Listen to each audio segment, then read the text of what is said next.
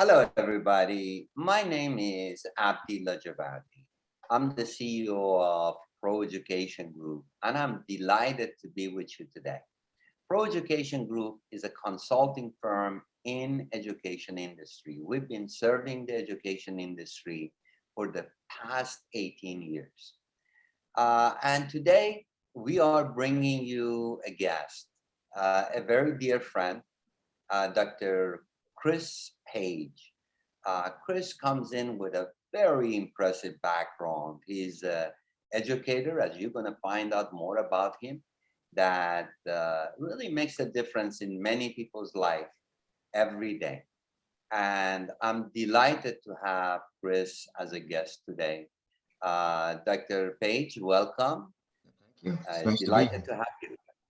Thank you. Uh, I wanted to ask you a few questions, and I thought to start off asking you about, you know, where you were born, how did you start the whole journey, both education and professionally, to get you to this point? Well, in short, I grew up in New Jersey, very big family, 7 kids. I was tied for sixth. And like a lot of kids playing baseball, football, we lived across the street from the school, from the church. And so we grew up very independent. And I had 13 years old, I had an accident and I was in a fire. My shirt caught fire from the kitchen stove. And I spent a month in a strict isolation burn unit in Passaic, New Jersey. I was very well taken care of, thank God. But I had a lot of time to think and sit there and do nothing. And I walked out of there wanting to be a musician, like my older brother. And uh, I got my mother to a point of emotion. I said, "Al, if I ever get out of here, will you let me finally take electric guitar lessons?" And I had 3 jobs. I was 13, but I delivered newspapers. I had a couple different routes, and I was working bingo halls. And my parents were very strict, so it's not like I can sneak a Marshall amplifier into the house without getting caught. But that became the passion. That my twin and I, we started out practicing an hour a day because we knew if we can do an hour, deliver our newspapers, and we get serious, we could finish it on time. We could do the same. And if we could practice an hour every day, we'll learn how to play. And simple as it sounds, it worked. And so we had our own band. I was giving guitar lessons when I was in high school. And we moved out to California and continued it there. But my education fell to the wayside at the same time, where I was working to get gigs and to play clubs, but at the same time had a day job to pay bills. And eventually at 30 years old, after being passed up for promotion after promotion after promotion with the same reason, but you don't have a degree, I finally went back to college and found that I liked school a whole lot more going in as an adult than an 18-year-old kid. And I knew I had a second chance and I was not going to miss it. And I went from one class to the other. And as I was graduating, I was hired by the school. I worked with them as an administrator, where I was started pursuing a master's, and I was seen giving a presentation, and they hired me as a professor. So I never asked to work there. I never asked to teach there. I never asked to get promoted there, but it was a good fit, and I was asked. And it led to a career that I just loved. It was as natural to teach as it was for me to be a singer. I'd walk up onto the stage and step into the microphone and start, or walk into the classroom, greet the students and start. Either way, it really had an energy where I just liked being there. I liked the audiences. Now I like the classes. I like my students. I like being around people that are interested and inspired to learn more. And those people motivate me and inspire me. And I went on to earn a doctorate in education from the University of the Pacific, and I want to spend the rest of my life doing the kind of work that I like and working with students that I like and making a difference in their lives. And I know that because I've got the emails or the phone calls saying, thanks, you helped me get a job. Thanks, you helped me get into a master's program. Thanks, you helped me to get over my fear of public speaking. And, if I can walk out of this life with, I won't leave with any money, but I can leave with a legacy. And that's worth working for. Well, thank you very much, Chris. This is quite inspiring, especially when you go back to school as an adult. It's a scary thing.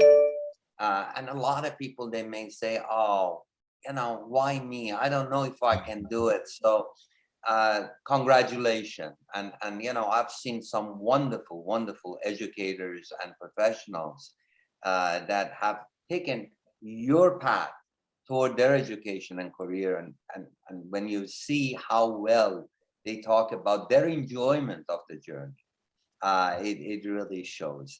So let me ask you, and you are a great educator, but if you were going to define a good educator, a good teacher, what do you think are like three main attributes of a great teacher?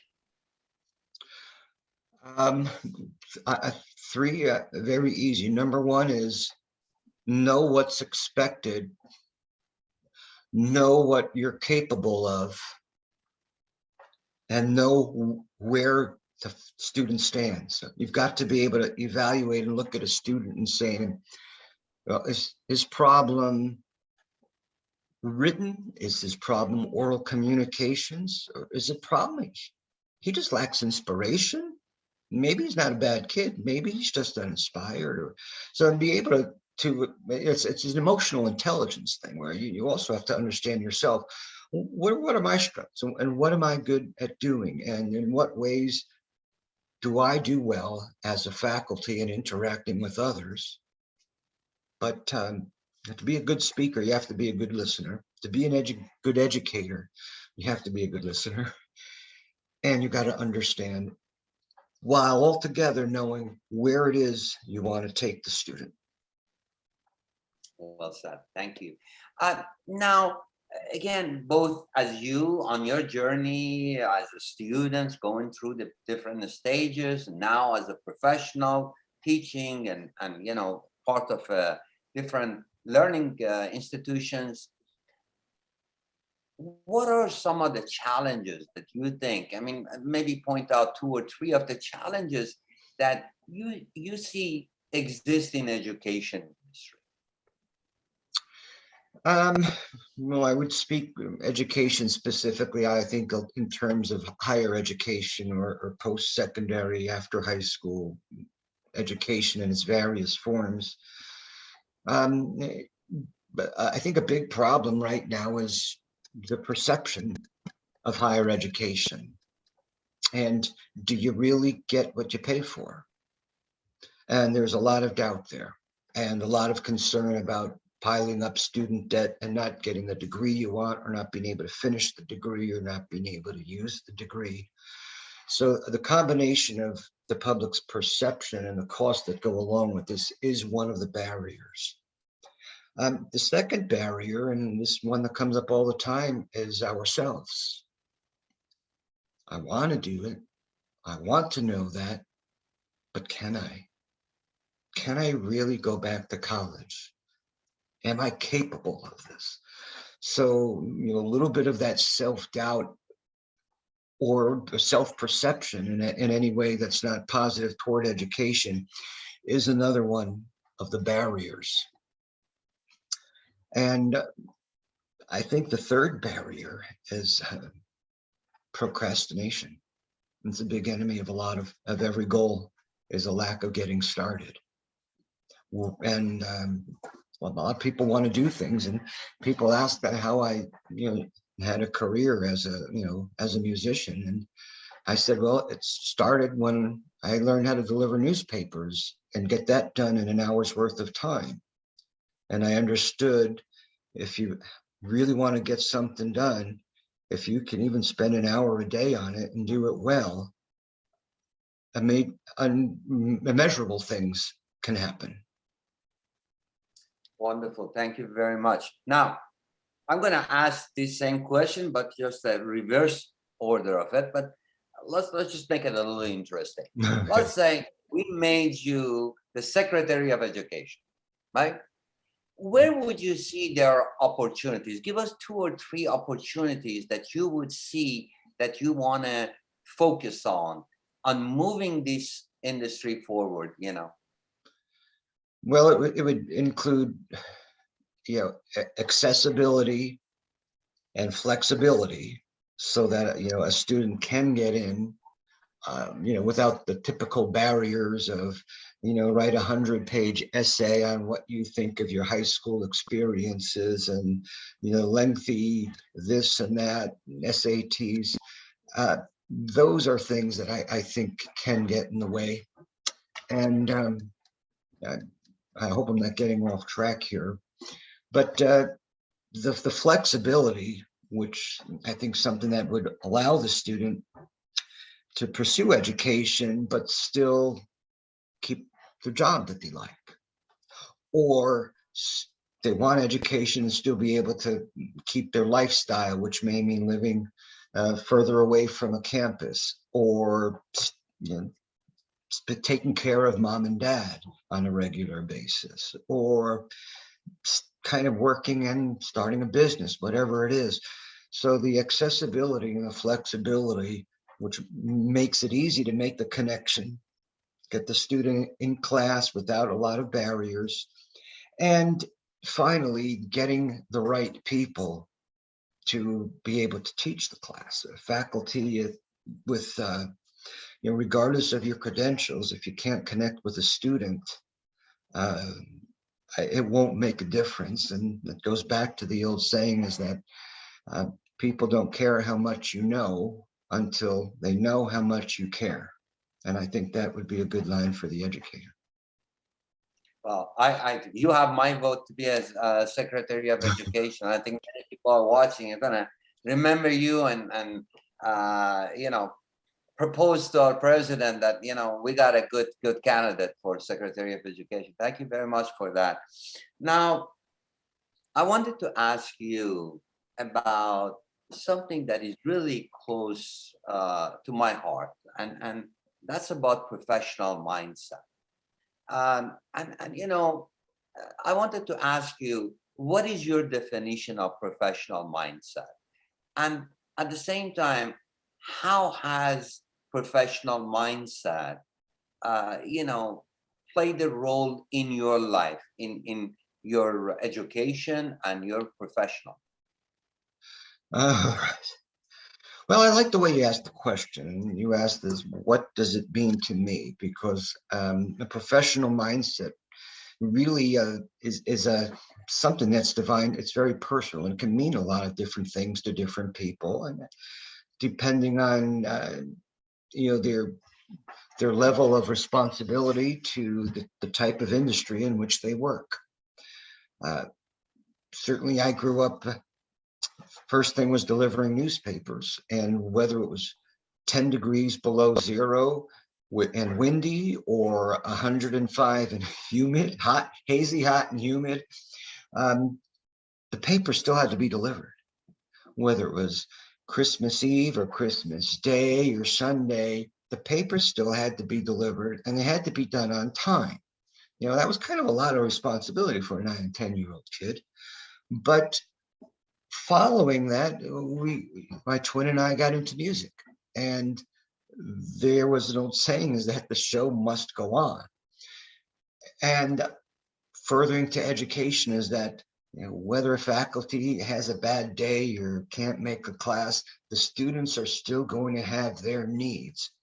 So a mindset that I always used was that the show had to go on, and that people really depended on it, or they needed it and they wanted it. And my professional mindset was not only to meet those needs, but to also adopt a personal lifestyle that would allow me to be there every week. And so diet, nutrition, exercise, good sleep, good rest, and good relationships, and that really allowed me, I think, to get past the ability just to get things done regularly, to exceed and be able to really make a bigger difference on a bigger scale. Thank you very much. I appreciate that.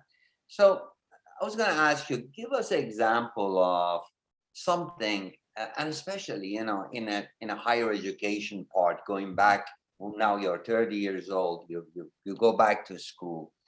Give us an example sometime that, it was really difficult. You really didn't know what to do, and verge of wanting to just kind of quit and walk away. Uh, and what happened, and how did you deal with that?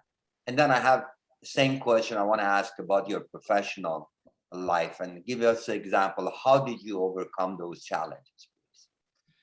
Well, I think the first one that really stood out to me was, when I was completing my master's degree, and maybe I was about halfway through it, and it just got to be really hard every week. I was working full time, maybe 50 hours a week. I was commuting. I was married.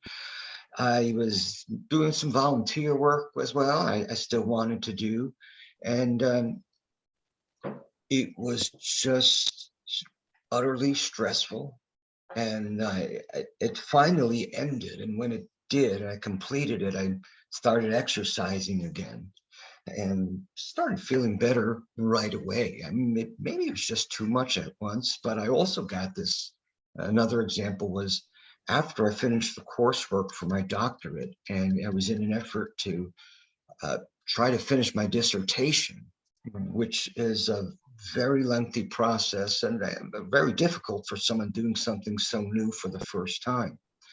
And what really helped me there was coming off of isolation, calling people and asking for help. It was my dissertation advisor and a team member that I think I really need to count on in a big way. I told him that this is really where I am, and I really need some help.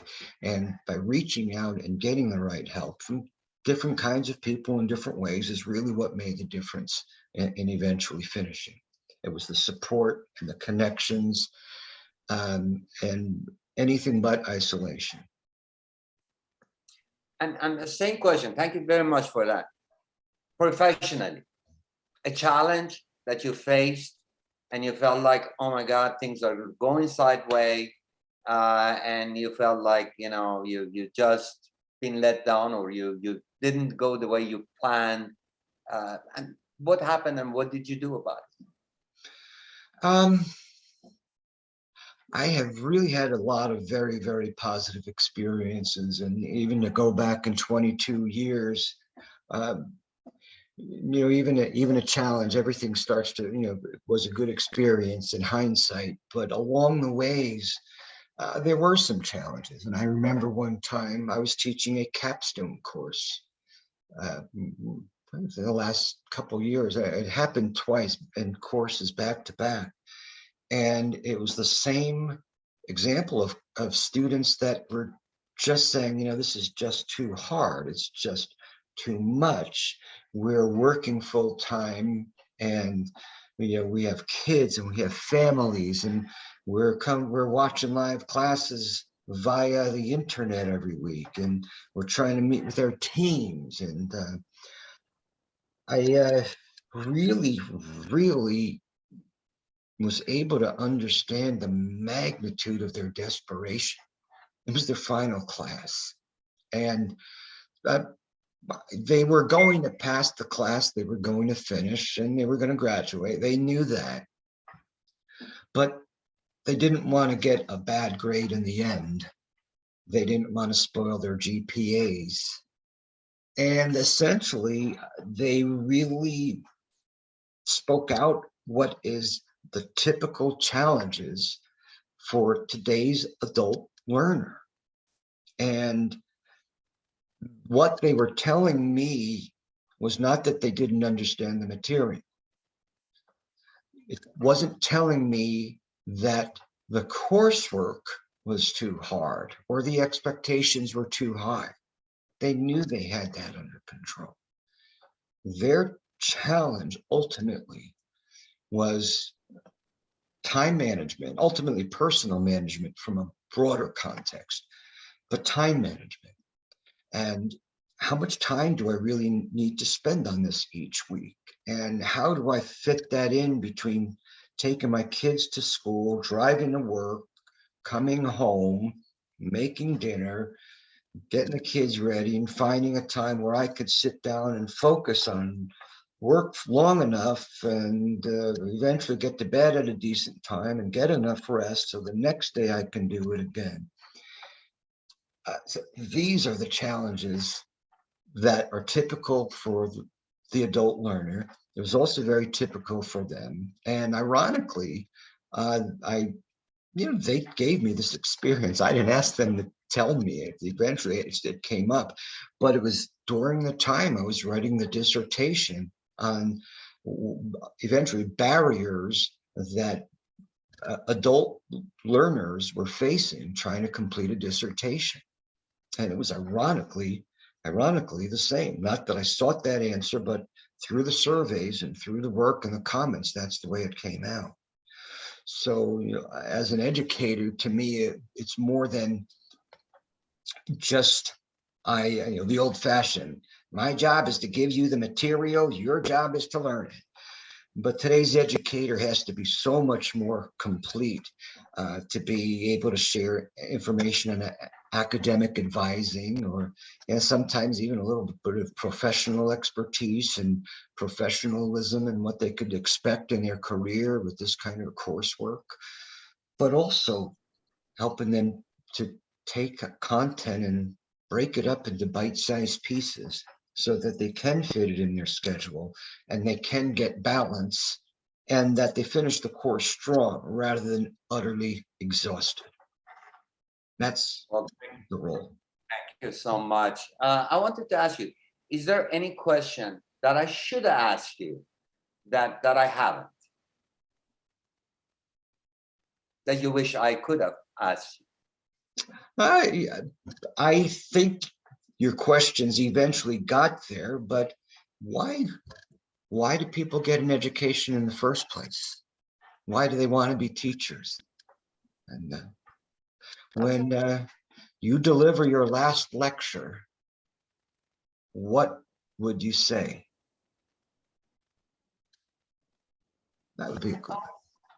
That's a very good question. A tradition in higher education, to give that last lecture where, this is your last chance to tell students, faculty, staff, the world, whoever, this is what is most important. This is my last lecture. I only have an hour. What would I say? What would you say? Let's say it's your last lecture. And here you get to choose the topic. What would it be? I would, I would talk a little bit about my past, present, and future and how education played a role, whether I was a student, whether I was a teacher, or the outsider looking in on those that were going to school, that did have degrees. And to me, the importance is that education is not just for earning. It goes beyond that you learn to earn, but the ability to learn and learning how to learn will help the person be more valuable and precious, regardless of what happens. For instance, I tell students all the time, you may say what you think you want to do now, but you may spend a career working with a product that has not even been invented yet. So the ability to adapt, and this is something Dr. Brent Duncan, a mentor of mine, shared with me, was that the ability to adapt to life may be one of the best skills. Well, I would talk about the importance of doing the right things the right way, and not because you'll get something out of it, but because it's the right thing to do, and living a life of having good values and treating people well and treating yourself well as well. But I often think about the old story of David and Goliath. And this part of the story that no one ever talks about, and that is, how did he get that job? He was just a kid. He wasn't even old enough to be a soldier. He was the water boy. He found out about this whole thing because he was delivering water to the soldiers. He was the last person you ever would have thought, would have this great victory. He was just a kid. Further is he got the job. Number one is because he asked for it. Not once, but multiple times. But here's how he got the job. Number one is that he took a job as a shepherd, not exactly the glorious job, but in learning how to do his job, he did it well, whatever it was. And that meant sometimes taking on wild animals to take care of his sheep. He also was a musician. In fact, he was so good playing the harp, he was asked to play for the king to make his headaches and his sickness go away. And as he listened and listened, the king felt better. So the king called for him from time to time. And the third thing was that he was the water boy, not a glorious thing when your big brothers are all soldiers. Well, the access and getting good at a lot of little things all together work together for this opportunity that one is he heard about the job, maybe networking or however you'd say it. He heard about it. Two is he was prepared for stressful situations. If you're going to take on a bear or a lion trying to protect your sheep, a human being, regardless of 10 feet tall, it might be a challenge you'd be willing to take. But he also had access to the king, something that he learned as a musician. And as a kid in that time, to be so good that you can play an instrument so well, the kid had to spend a lot of hours somewhere getting good at this. So ultimately, the message of this story is, don't look down on those small beginnings. Don't look down on those jobs that aren't glorious, but take your opportunities, and whatever you do, whatever it is, whether you're home learning an instrument or learning an art, or you're delivering water, or whatever it is, do it to the very best of your ability. You're there anyway. And in the end, it will not only help you, it'll help everyone that you interact with. And do the right things and let the consequences take care of themselves. And that's what I would tell. Very well said. There is a good saying that it says, your life doesn't happen to you, it happens for you. And that's a very good way to talk about not only David and Goliath, but Dr. Chris Page and many wonderful people that I have seen in my career. And I can tell you, every single one of us are here for a purpose. And once we find out what that purpose is, when you look back, you see everything you have done, it has prepared you to be able to become who you are. And this concludes our session. I am delightful and appreciative of the fact that you accepted our invitation and you were a guest in this session of Education for a Better World. And together we can make a better world by educating one another about how we can be a better human being. Thank you so much and have a wonderful day. Goodbye. It's a pleasure. Thank you very much. Bye now.